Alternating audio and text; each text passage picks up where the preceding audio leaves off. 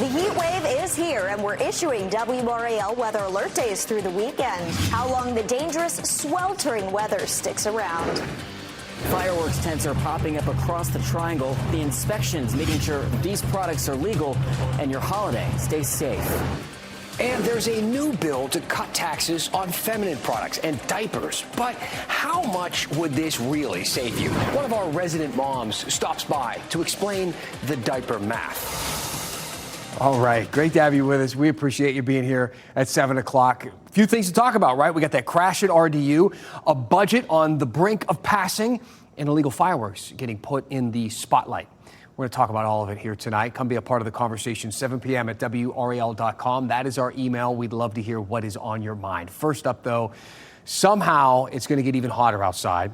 So we've got weather alert days starting tomorrow, lasting until Monday, all the way through the holiday, Cat. And I mean, it is going to be hot, potentially record-breaking hot.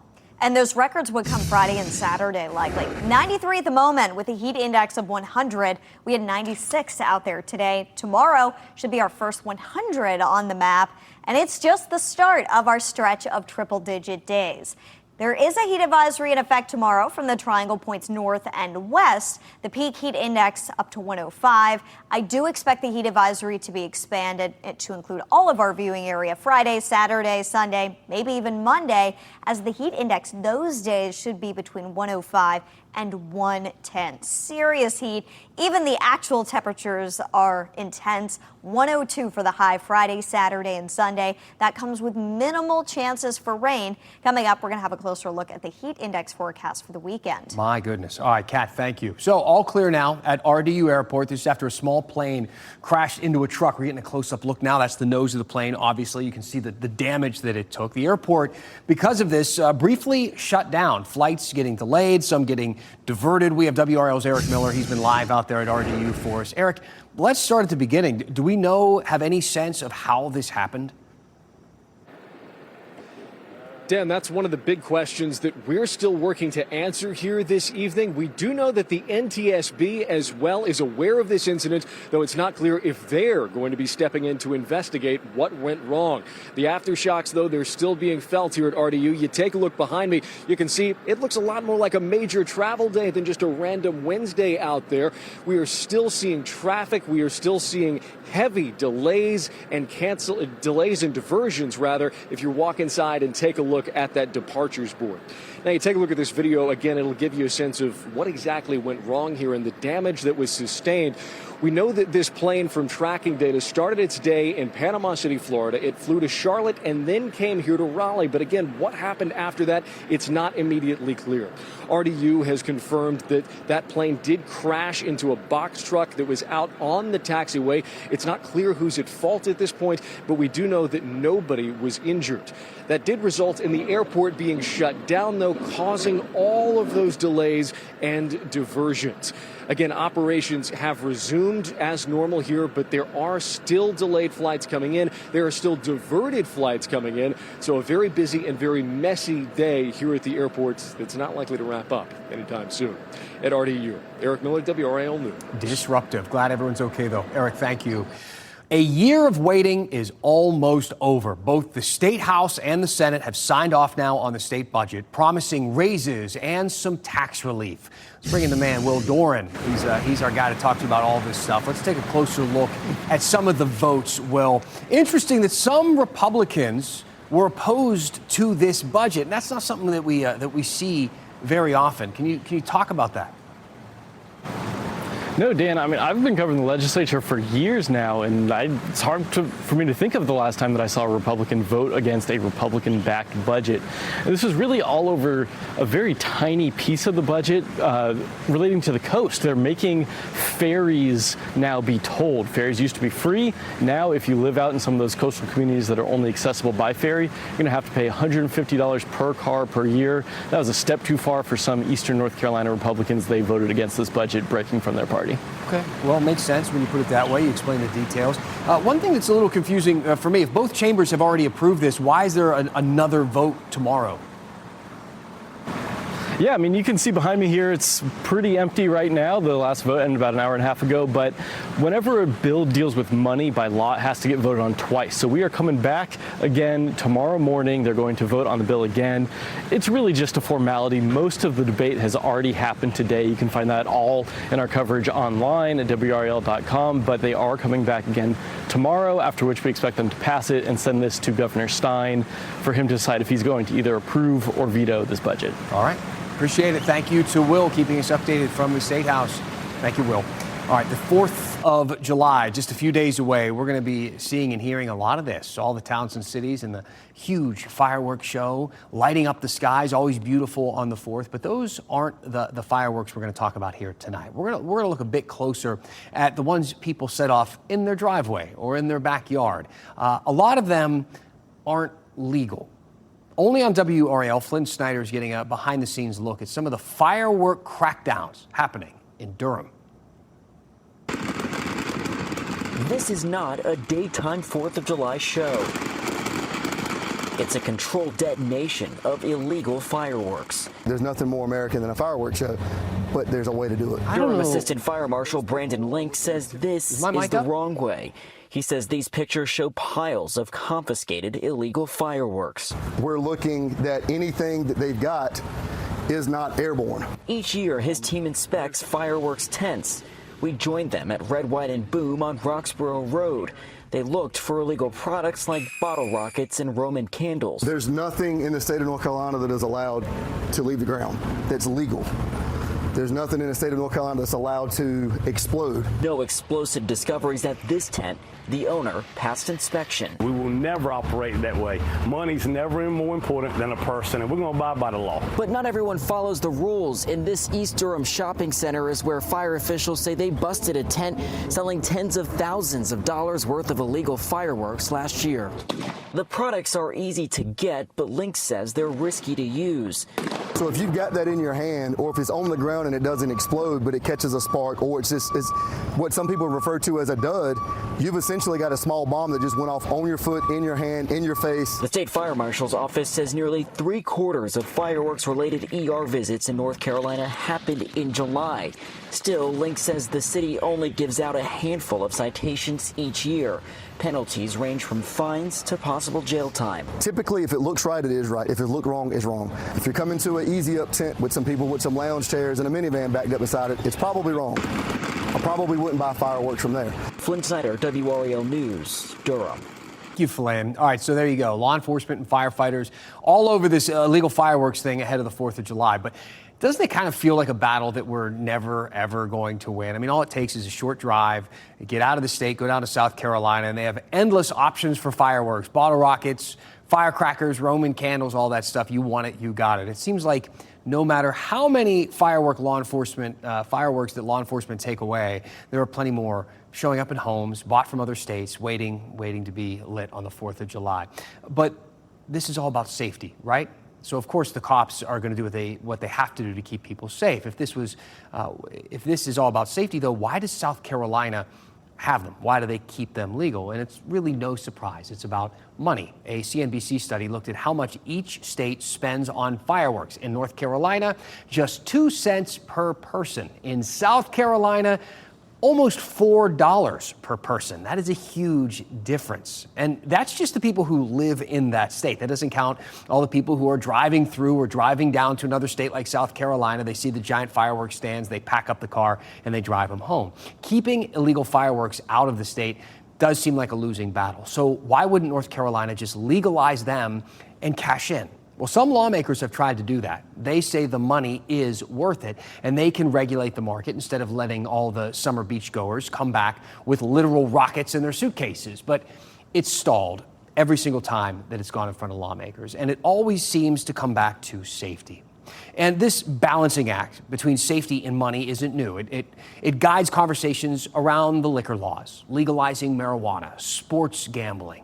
Lawmakers across the country in every state have to ask when safety is outweighing the money that could come in. What do you think? Should we have more legalized fireworks? Are they too dangerous? Do you like it the way it is now? Send us an email, 7 p.m. at WRAL.com. Who doesn't want to be taxed less? There are new rounds of tax relief talks happening now. This time, it's about diapers and tampons. We crunched the numbers to see how much people would actually save. We also look at how this could help people who don't use them at all.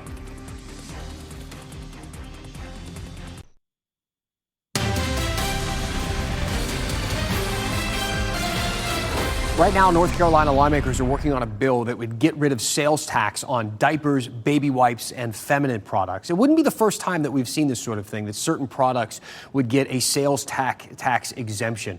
Food stamps, prescription drugs, certain equipment and supplies for farmers, none of that gets sales tax. Even groceries, things like produce and bread, no sales tax there, just a reduced 2% local tax. And pretty soon we could add diapers, tampons, pads, baby wipes, and more to that list. But how much money will that actually save you? Got to say, I'm not exactly sure. My sons have been out of diapers for a long time now. As far as tampons are concerned, I'm not even going to guess. Thankfully, though, we have someone a lot smarter than me in this department. Ashley Rowe joins us now with some diaper math.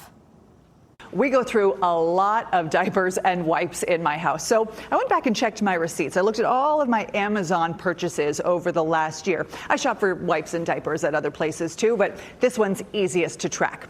The North Carolina sales tax is 4.75%. Wake County adds another 2.5%, bringing the total tax to 7.25%. I bought 9 packs of diapers at about $45 each on Amazon over the last year. I bought 6 bulk packs of wipes at about $48 each. That brings the grand total to $694. Now, if you subtract the sales tax, that's a savings of about $50. And again, I mentioned this is just Amazon. I shop at other places too. If we include that, it's probably a savings of about $100. Not a huge amount of money over the course of a year, but it is enough to buy another pack of diapers and another pack of wipes. And that is diaper math. If you want to talk tampon and pads math, we're going to need a bigger whiteboard. All right. Thank you. Good stuff. Well done, Ashley. Right now, the bill is in a Senate committee, and if it does pass, North Carolina would be just the latest of several states that have gotten rid of taxes on essential items like this. Here are all the states that don't have sales tax on feminine products. A few of them don't have sales tax at all, but the rest actually chose to make an exemption for those products. Same thing here. This is a map of the state that got rid of taxes on diapers. Some of them specifically targeted diapers. Others got rid of sales tax on all clothing, things like that. And we can learn some things from those states, because while getting rid of the tax does save you and me some money, it means millions of dollars lost for the state. In fact, North Carolina lawmakers say getting rid of sales tax on just these products alone would reduce state revenue by about $50 million a year. All those other states that we showed you, they did face similar problems. So how did they deal with it? Some actually raised their overall sales tax rate, so on everything else. California did something a little different. They stopped taxing diapers and tampons and instead increased the tax on alcohol. Check out the fantastic headline from Forbes in 2017, Babies Before Booze. Law puts tampons and diapers, taxes on liquor's tab. But look, in the grand scheme of things, is $50 million in 1 year a really big deal for a big state with a big budget? I mean, North Carolina brought in about $11 billion from sales tax last year, but there's actually a bigger equation to keep an eye on here, a bigger story in this conversation about diapers and taxes. You see, the fertility rate in the United States and in North Carolina is declining, and it has been for years. This is a graph from the CDC. It shows the U.S. fertility rate over the past 25 years. The blue line pointing down, the fertility rate has fallen 23% since 2007. In North Carolina, it's fallen 18%. That is a big deal. It's the reason schools are closing in our area. Chapel Hill Carrboro City Schools, they voted to close an elementary school this year. And in the last 4 years, 15 public schools have closed in central North Carolina. It's because of declining enrollment. In some parts, in a big way, because people are just having fewer kids to fill those schools. A big reason for that, we've talked about it several times, is the cost of having a family, of housing, childcare, healthcare, clothes, food, education, and diapers. The U.S. economy depends on a growing population. It depends depends on families. Without that, we could be in trouble, financial trouble, like way more than $50 million in the hole kind of trouble. You and me might not need diapers or baby wipes, but if we want our community, our country to keep chugging along smoothly, based on the math, the way it looks right now, giving parents a break, easing some of that financial strain might not be a bad idea. And this is a big, big topic that we are really just scratching the surface of right now. So I do want to know what you think about it. Send me an email, 7 p.m. at WRAL.com. What else should we talk about when it comes to the declining birth rate in our country, in our state? What about the different ways the government can help out parents? We've seen several things that they have tried to do, setting up funds for newborn kids. There's been a lot of concern about what this will all mean for Social Security as the years go on. Tell me what is on your mind, and we'll talk about it here at 7 o'clock. Kat?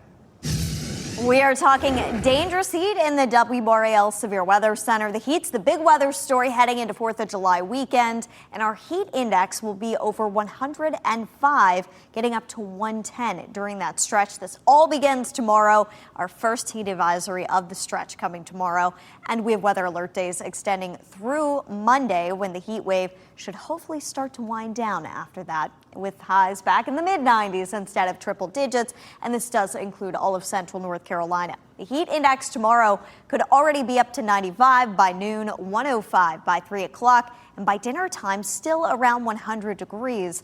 The scorching summer heat is here pretty much all week long. We expect our temperatures to climb: 102 Friday, 102 Saturday, 102 Sunday, and the heat index those days is going to be closer to 105 to 110, and that's all the way through Monday of next week. We've already had 3 days this year with highs in the triple digits. The thing is, we actually only average 1 to 2 days in the triple digits at RDU each year. The all-time record is 12, set back in 1999. I certainly hope we don't get there, but if our forecast verifies, then we would end this stretch with 8 total days in the triple digits this year, which is pretty remarkable. A live look at Carr Lake, a beautiful day. A lot of people are going to be headed to the lakes to escape the heat for 4th of July weekend. I am one of those people. Make sure you spend a lot of time in the water and the shade to cool down. Muggy meter back in the tropical category. Our dew point climbed all the way up to 71 today. It's going to be between steamy and maybe getting up into tropical for certain hours of each day. Try to head out, get some ice cream after dinner tonight to reward yourself. You made it through our first day of this hotter stretch, 88 degrees by 9 o'clock. And then next week, we do have some relief in sight as we do see rain chances return. This is going to come more in the form of your scattered summertime thunderstorms that will be rolling in starting Monday evening. Tuesday and Wednesday we'll also have the chance for scattered storms. But this is what finally breaks our heat wave next week. Look at the numbers, though, before you get too excited. We have 100 degrees tomorrow, 102 Friday, 102 Saturday, 102 Sunday, 100 Monday. And then when our heat wave does finally break, highs are back in the low to mid 90s toward the middle of next week. We are going to need that rain, though, especially after this stretch of hot and dry weather. Any improvements that we saw within the drought last week are likely to be erased this upcoming week with the heat. Only 20% rain chances until we get to next week, Dan. All right. Thank you, Kat. One last thing is next. LeBron James is a free agent, and he's got no shortage of suitors, even in sports he doesn't play. We're going to talk about courting the king next.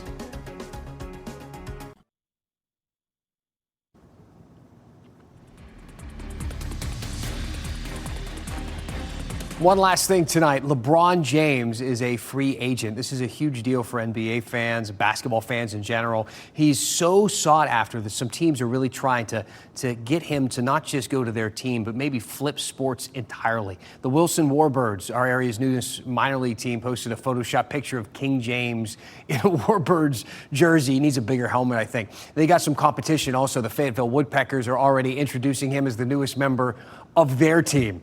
But maybe he wants to go a little bigger city. Maybe Charlotte. The Knights are also making their pitch. If you followed his career, then you know LeBron is roots proudly in Akron, Ohio, and the Akron Rubber Ducks, great name. They're marketing him as the King's return home. Maybe baseball's not the swap he's looking for. A NASCAR team based out of Kannapolis has their eyes set on LeBron James. These are funny. But, you know, what if he does really want to go back to Ohio? he never went to college. He is built like a linebacker. Maybe the Toledo Rockets football team. It looks like he could play for them. Never say never. LeBron can pretty much do whatever he wants. And I'm just happy that a guy in his 40s is so sought after and still doing something at such a high level. I have a hard time getting out of bed. I'm just a couple years older than that guy. All right, some quick feedback from some of you watching at home tonight. Monique wrote in, wants to know what's the latest with water restrictions. Who's supposed to be conserving water right now? She's also asking how the word is getting spread about that. So first of all, we're spreading the word. You can find information online as well. WRAL.com is a great resource. It kind of depends on where you live when it comes to restrictions. So places like Raleigh, Durham, they do have rules in place. Others do not, so it's just voluntary for some folks. Cities have been spreading the word on social media also, we should say. And again, we have a full list, a full breakdown online, so please check that out. Some more feedback, and Jay wants to know if the diaper tax bill also includes adults, and the answer is yes. So all diapers, all kinds of diapers, the bill would make all diapers tax exempt if passed. So there's just a couple of the emails that we were able to quickly respond to tonight. We get a bunch of them throughout the newscast each night. We try to save a little bit of time at the end to respond in real time to you. But please keep those emails coming. We try to get back to every single person. If we do not get back to you, sometimes we use your emails to build bigger segments. We put together mailbags for here at 7 o'clock. So 7 p.m. at WRAL.com. Stay engaged with us. Keep telling us what you want to see covered here in your community. Have a great night.